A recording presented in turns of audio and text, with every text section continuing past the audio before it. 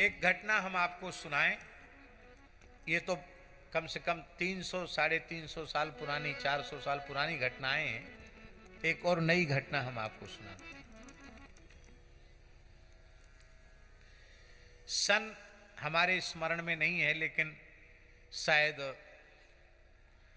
1995 के पहले की बात होगी। अब ये 90 की बात है कि 92 की कि 93 की, इसमें हमको भ्रम है। लेकिन इतना पक्का है कि 95 के 1995 के पहले की बात है।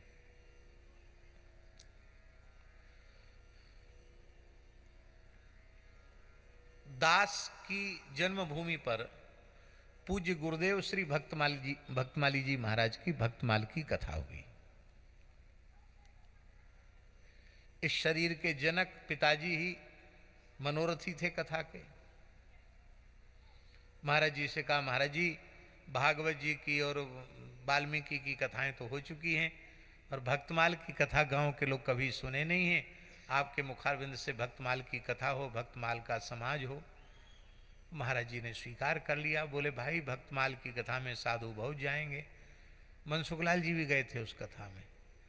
लगभग 50-55 साधु गए थे वृंदावन से। महाराज जी पूरा घर साधुओं से भर गया था। और पाठ हम कराते थे। भक्तमाल जी का अवस्था कम थी, लेकिन हारमोनियम बजा के पाठ हम कराते थे। तो महाराज जी कथा कहते थे, कम से कम 4-5 घंटे महाराज जी कथा कहते थे। 5 घंटे कथा कहते थे। बड़ी अद्भुत कथा हो। अब सामान्य मध्यम वर्गीय ब्राह्मण और इतना बड़ा आयोजन कैसे हो? तो पिताजी के मन में भाव जगा कि ठाकुर जी को ही सब सौंप के निश्चिंत हो जाएं कथा सुनने के लिए। तो उन्होंने पत्र लिखा। एक चिट्ठी लिखी बिहारी जी को, एक चिट्ठी लिखी राधा वल्लभ लाल जी को, एक चिट्ठी राधा रमन लाल जी को। हाथ से लिख करके भगवान को वहाँ भेंट करके आए कि ये पत्र है, गरीब ब्राह्मण है, कथा हो रही है, सो आप कृपा करके पधारो। और एक पत्र ऊर्छाधीश राम राजा सरकार को हस्तलिखित पत्र दे के आए कि प्रभु, हम तो गरीब ब्राह्मण हैं, इतने संत पधार रहे हैं, महापुरुष पधार रहे हैं, बड़ा आयोजन है, सो आप कृपा करके भक्तमाल की कथा सुनने के लिए पधारें। अब महाराज जी को उन्होंने बताया भी कि हम भगवान से प्रार्थना, भगवान को न्योता देने हैं। मैंने कहा ठीक है, न्योता दे के आओ। अब देखिए झा जी, कल से कथा होनी है।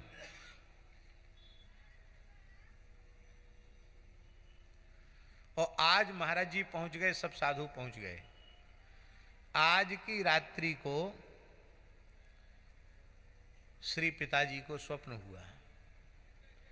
एक एक करके वृंदावन के ठाकुर जी आ रहे हैं चलते हुए महाराज जी, और घर में प्रवेश कर रहे हैं। और इसके बाद एक हाथी दिखाई पड़ा। श्वेत रंग का हाथी है, 4 दांत हैं और संभवतः 2 सूंड हैं, और सोने का हौदा ऊपर कसा हुआ है, मणियां जटित हैं।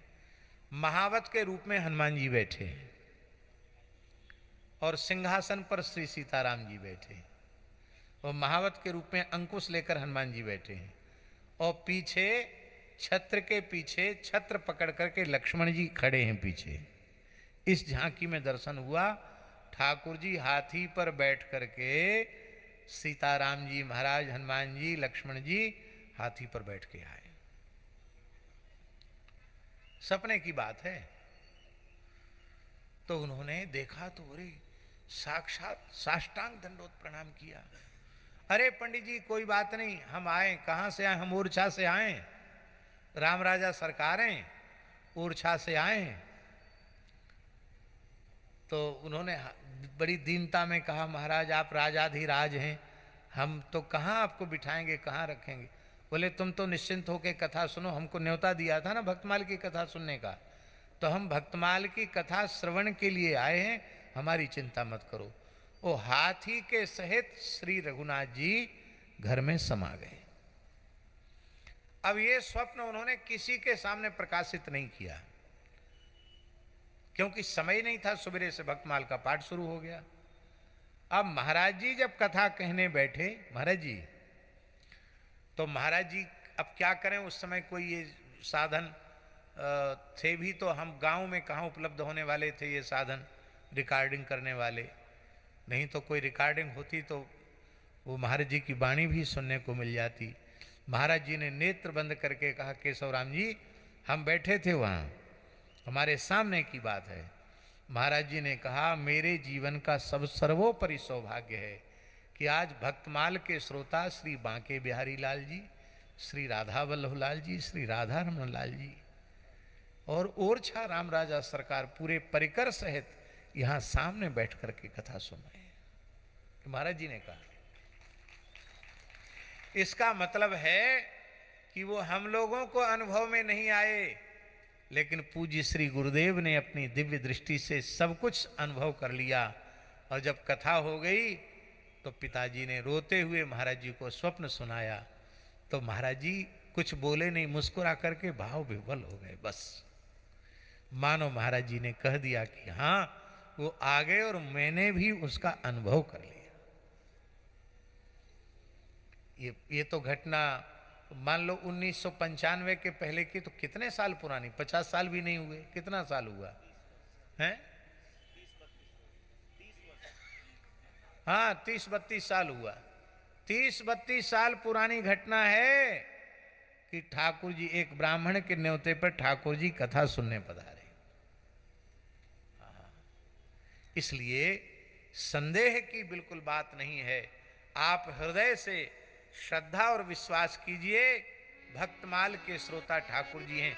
अरे यही प्रत्यक्ष चमत्कार देख लो, हमने तो इनको नहीं कहा था कि गोपीनाथ जी को यहाँ विराजमान करना, हाँ मन में इस बात का क्षोभ जरूर था कि हमारा मनोरथ तो वहाँ का था, चलो वहाँ व्यवस्था नहीं बन पाई तो यहीं सही, पर यहाँ भी ठाकुर जी आकर विराज गए।